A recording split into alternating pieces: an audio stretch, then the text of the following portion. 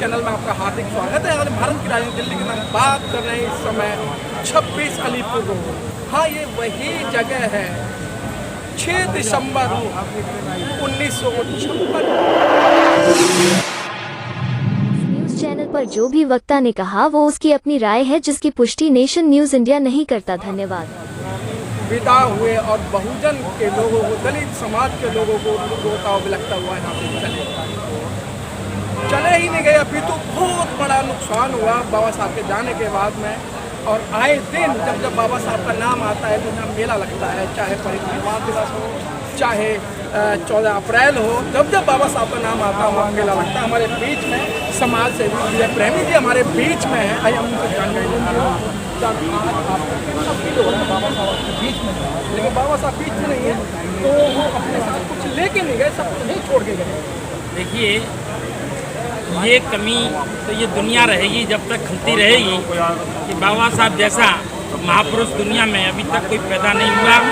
तो मैं कहूँगा जिस सरजमी पर हम यहाँ आए हैं, यहाँ दलितों की तस्वीर लिखी गई, यहाँ भारतीय संविधान लिखा गया, यहाँ बुद्धायन धम्मा लिखा गया, यहाँ पर बाबा साहब डॉक्टर अम्बेडकर ने अंतिम सांसें ली। ये हमारी पवित्र भूमि है। हम इसको सत्य नमन करने के लिए हर वर्ष की वहाँ आते हैं और आते रहेंगे। और हम चाहेंगे कि ये जो स्मारक है इसका एक असली जामा पहनाया जाना चाहिए सरकार को। सरकार इसको जो है सरकारी उसमें अमले में लाए कि जैसे महात्मा गांधी की समाधि पर सारे विदेशी लोग जाते हैं, ऐसे ही बाबा साहब के इस पर विदेशी लोग आने वाले हैं, वो सभी लोग इस स्थल पर आए। इसका एक कानून बनाया जाए, इसके कानून के तहत इसमें वो किया जाएगा, नहीं तो इसका कोई महत्व नहीं रह जाएगा जब तक सरकारी सुविधाएँ नहीं होंगी। प्रेमी जी, देखा गया है बाबा साहब को जानते सब हैं, लेकिन बाबा साहब भी मान नहीं रहे। देश को आज़ाद हुए 74 साल हो गए, लेकिन आज भी वही डर रहा है, वही जाति के नाम पर उनके साथ भेदभाव होता है। जी, कुछ कमियां हमारी भी हैं। हमने हजारों लाखों संगठन बना लिए मगर हम एकत्रित नहीं हुए। हम लगभग 5 लाख संगठन हैं और संगठनों के अध्यक्ष भी इतने नहीं हैं। अगर ये सारे के सारे लोग एक मंच पर होंगे तो बात दुनिया की कोई ऐसी ताकत नहीं है कि हमारी किसी मांग को रोका जा सके। हम जो है विघटन है, हमारा संगठन अभी कमज़ोर है, हमें कटु सत्य कहते हैं। जब हम संगठित हुए तो उत्तर प्रदेश में 4 बार हमने अपनी सरकार बनाई, बहन कुमारी मायावती मुख्यमंत्री बन गई। लेकिन सर, आप ये कह रहे हैं हम संगठित नहीं हैं, आम जनता संगठित और आम जनता चाहती है कि हमारा कोई नेतृत्व करे, लेकिन आप जैसे कुर्ताधारी लोग, आप जैसे भगवाधारी लोग एक नहीं हो रहे बहुजन के नेता। खैर, हम भगवाधारी नहीं है, हमने एक साधारण व्यक्ति है। आदरणीय पत्रकार महोदय, सच्चाई नहीं है, मैं भगवाधारी नहीं हूँ। आपको किधर से दिख रहा हूँ वो अलग बात है कि ये हमारे भारत की संस्कृति है। कुर्ता पाजामा, धोती, टोपी, ये सब हमारे भारत की संस्कृति है। हमारे बुजुर्ग लोग पहले यही सब पहना करते थे। और जब हम पढ़ लिख करके बाबा साहब डॉक्टर अम्बेडकर की उस पर आए तो pant shirt tie coat pant में हम आए, तो ये कोई नई बात नहीं है। बाबा साहब ने रास्ता सही कहा कि टाई कोट पैंट में हमें रहना चाहिए, तो ये आपकी भी बात भी सही है। मगर वस्त्र एक ऐसी चीज़ है कि हर आदमी अपने अपने तरीके से पहनता है। तो सर, बाबा साहब को फिर वही बात आती है, बाबा साहब को जान से भी रहे, मान नहीं रहे हैं। क्यों 74 साल से लेकर अब तक वही बात दोबारा कि कहीं जूती में पानी पिलाया जा रहा है, कहीं मुँह रखने पर मार दिया जा रहा है, कहीं कुछ कर दिया जा रहा है। और आपने देखा कि आपके हाथरस की घटना थी, रात को 2 बजे मट्टी के तेल के तरीके पिला दिया जाता है। तो एक तरफ कहते हैं लोग कि आरक्षण खतरे में, अब लोगों ने शोर मचाना स्टार्ट कर दिया, संविधान खतरे में। मुझे लगता है कि दलितों की राजनीति खतरे में है। ये आपकी बात सही है, मैं इससे सहमत हूँ कि अगर हम अभी नहीं सुधरे और हमने अभी जो है अपना कोई मूवमेंट तैयार नहीं किया तो हम खतरे की तरफ बढ़ रहे हैं। ये सही बात है, हम खतरे की तरफ साथ कह रहे हैं कि हम खतरे की तरफ बढ़ रहे हैं। आज इन्होंने मान लिया कि हम खतरे की तरफ बढ़ रहे हैं। क्या लगता है कि बाबा साहब जानते समय लेकिन उनके मान नहीं रहे? सर, इसमें मानने वाली बात ये है कि बाबा साहब ने जो हमारे लिए जो मसाला तैयार किया है उसका लोग प्रयोग नहीं कर रहे हैं, उसे मान रहे हैं, उसका कोई प्रचार कर रहा है। जो बाबा साहब का संविधान है उसके वजह से जो हम लोग बचे हुए हैं और ये बचा है जब तक हम बचे हैं, और इसके बाद ख़त्म होने के बाद कुछ नहीं बचेगा, हम सत्तर में चले जाएंगे। सर, बाबा साहब ने जो दिया था एजुकेशन आपकी थी, नौकरी आपकी, अब बाबा साहब को दिया हुआ बचा क्या है आपको?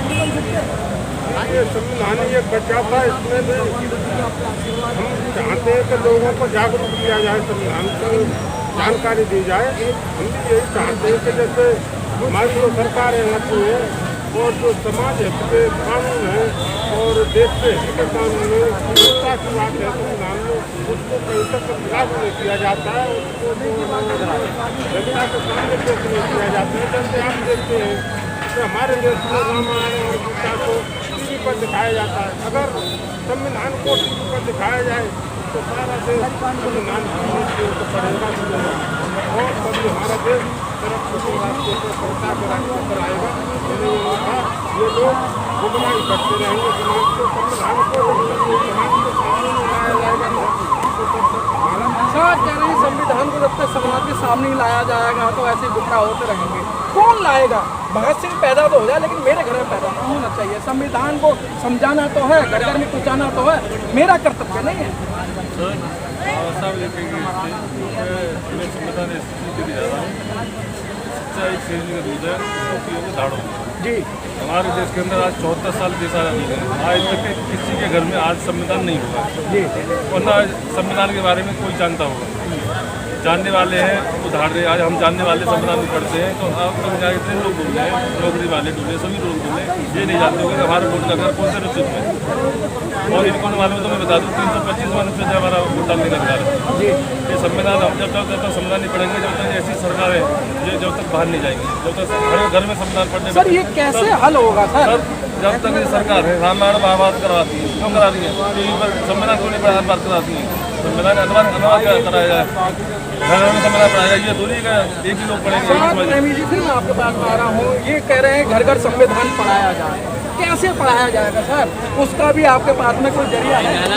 देखिए मैं संविधान से पहले एक बात कहूँगा कि ये जो भूमि परिषद है, वन निर्माण भूमि परिषद, इसका जो है एक संगठन बना आज से 20 साल पहले।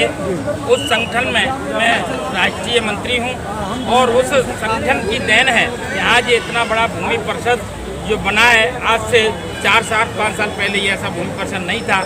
ये हमारे संगठन की जो देन है, हमारे संगठन की जो वो है उस संघर्ष की वजह से ये बन गया है। और ऐसे ही यदि हम संघर्ष करते रहेंगे अपने अधिकारों के लिए तो वो दिन दूर नहीं रहे होंगे कि हमारे लोग भी आग ऊंचाइयों पर पहुंचेंगे। प्रेमी जी नहीं लगता आपको कि आप जो बाबा साहब ने दिया आपने लिया, आप अपने बच्चों के लिए इस्तेमाल करा, लेकिन जो लोग दिल्ली में आ गए, शहरों में बस गए, उन लोगों ने पीछे जाके नहीं देखा कि मेरे परिवार के लोग, मेरे चाचा का लड़का, मेरे भाई का लड़का वो पढ़ रहा है या नहीं पढ़ रहा है। सिर्फ अपने टीवी और टीवी में ही मस्त है।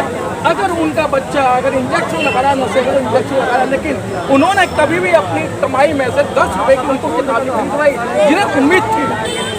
बिल्कुल सही है। बाबा साहब ने कहा था कि मुझे पढ़े लिखे लोगों ने धोखा दिया जी, ये कटु सत्य बात है। और आज भी जो अशिक्षित व्यक्ति है वो संगठित है, संघर्ष कर रहा है, और जो पढ़े लिखे लोग हैं वो अपने बीवी बच्चों में फंस के रह गए हैं। वो लोग आज जो है कह रहे हो कि भैया भतीजे परिवार की तरफ नहीं देख रही, ये सत्यता है। वो उसका बच्चा जब पढ़ जाए तो उसको जो है पढ़ने के बाद उसे ही नौकरी चाहिए और उसकी बीवी जो हो वो भी नौकरी वाली होनी चाहिए। जबकि बाबा साहब का उद्देश्य ये था कि बिना पढ़ी लिखी महिला के साथ उन्होंने इतना बड़ा मूवमेंट तैयार कर दिया। मगर हमारे यहाँ मास्टर है तो मास्टर नहीं चाहिए, डॉक्टर है तो डॉक्टर नहीं चाहिए, क्लिनर है तो वो चाहिए। वो अपने लेवल देखता है और उसके साथ साथ धन और दौलत देखता है। एक गरीब आदमी की बच्ची पढ़ लिख जाए तो उसको स्वीकार करने को हमारे समाज का पढ़ा लिखा तबका तैयार नहीं है। आज बात सर चलते चलते आज 26 अलीपुर रोड पे आपको देश ही नहीं, आपको विदेश के लोग भी देख रहे हैं कि इधर चला 24 कंट्रियों में जा रहा है, तो क्या संदेश देना चाहते हैं? ये देना चाहते हैं कि हमारा समाज सदैव संगठित रहे, संघर्ष करे, बाबा साहब के विचारों को आगे बढ़ाए, बाबा साहब की जो नीतियाँ हैं उनको आगे बढ़ाए और हमारा समाज फले फूले। हमारे समाज में IAS PCS इंजीनियर डॉक्टर नेता अभिनेता सब तैयार हों। जब हमारे समाज का विकास होगा और समाज ऊंचाइयों पर पहुंचेगा। जो गरीब तबके का व्यक्ति है, नीचे तबके का व्यक्ति है, जिसको शिक्षा नहीं मिल पा रही है, शिक्षा बहुत महंगी हो गई है, शिक्षा का वातावरण बहुत खराब होता जा रहा है, शिक्षा जो है हमारे हाथ से छीन ली गई है। आज जो है शिक्षा जो है बाजारीकरण किया जा रहा है। इस बाजारीकरण से हमारी शिक्षा पर बहुत बड़ा कुठाराघात हो रहा है। ये शिक्षा भी हमारे जो है हमारी ये मांग भी है सरकार से कि सरकार जो है शिक्षा का निजीकरण जो है न करे, सरकारीकरण करे, चाहे गरीब का बच्चा हो, अमीर का बच्चा हो, सारे बच्चों को शिक्षा समान मिले, निःशुल्क मिले और अनिवार्य शिक्षा होनी चाहिए, जिससे भारत देश ऑटोमेटिक अपने आप विकास की ओर चला जाएगा। जब हमारा समाज शिक्षित होगा तो हम शिक्षित होंगे और हमारा देश आगे बढ़ेगा। आप थे विजय प्रेमी जी, बहुत अच्छी बात कही कि जिस तरीके से शिक्षा महंगी हो रही है, नौकरी हमारे छीन रही है, जब जायदाद पे हमारा कब्जा नहीं है। जब तक आप बाबा साहब को नहीं पढ़ोगे, जब तक संविधान को नहीं पढ़ोगे, और एक बात और कही थी, कानून को आप अपने हाथ में मत लो, लेकिन संविधान को अपने हाथ में लो। भाई साहब ने संविधान हाथ में ले रखा है, और जब कैमरामैन से रिक्वेस्ट करूँ दिखाएं, जब संविधान आपके हाथ में होगा, जब आप अपनी उन्नति करेंगे, जब संविधान आपके हाथ में, जब उन्नति करेंगे। सर आपने क्यों लिया ये अपने हाथ में संविधान? बाबा साहब ने हम लोगों को बहुत अधिकार दिए हैं। अधिकार दिए हैं जी जी। संविधान में अनुसूचित जाति, अनुसूचित जनजातियों के लिए इतना अधिकार दे चुके हैं, लोगों को जानकारी नहीं है। सर जिस लोगों को जानकारी हो जाती है वो बोलना शुरू कर देते हैं। सर जो जानकारी नहीं करेंगे तो क्या बोलेंगे सर? बाबा साहब ने जो अधिकार दिए हैं सब संविधान में लिखा हुआ है, सब आर्टिकल में, जितना भी इसमें आर्टिकल लगभग हमारे ख्याल से 50% आर्टिकल जो है केवल अनुसूचित जाति, अनुसूचित जनजातियों के लिए है सर। लेकिन जो है लोग हमारा संविधान नहीं पढ़ना चाहते सर। संविधान पढ़ने में शायद उनको शर्म लाती है या क्या आता है सर। मैं तो ये कहता हूँ कि सर हमारा संविधान फाउंडेशन चल रहा है सर, उसमें आप लोग सर, अब तो नेता लोग शोर मचा रहे हैं कि संविधान खतरे में लगता है, संविधान खतरे में। जी जी, अगर हम लोग इसका अध्ययन करेंगे सर संविधान का तो कोई खतरा में नहीं है सर। ठीक है ना, संविधान बिल्कुल पॉजिटिव है सर। आप पढ़ के बिल्कुल पॉजिटिव हो जाएंगे, निगेटिव कभी सोचेंगे नहीं। बाबा साहब पॉजिटिव सोच करके यहाँ तक पहुँचे थे सर, कभी उनके पास निगेटिव नहीं आया। जहाँ कहीं भी उनको अपमान हुआ वो पॉजिटिव तरीके से क्या लगता है कि राजनीतिक खतरे में, संविधान खतरे में नहीं है। संविधान खतरे में नहीं है सर।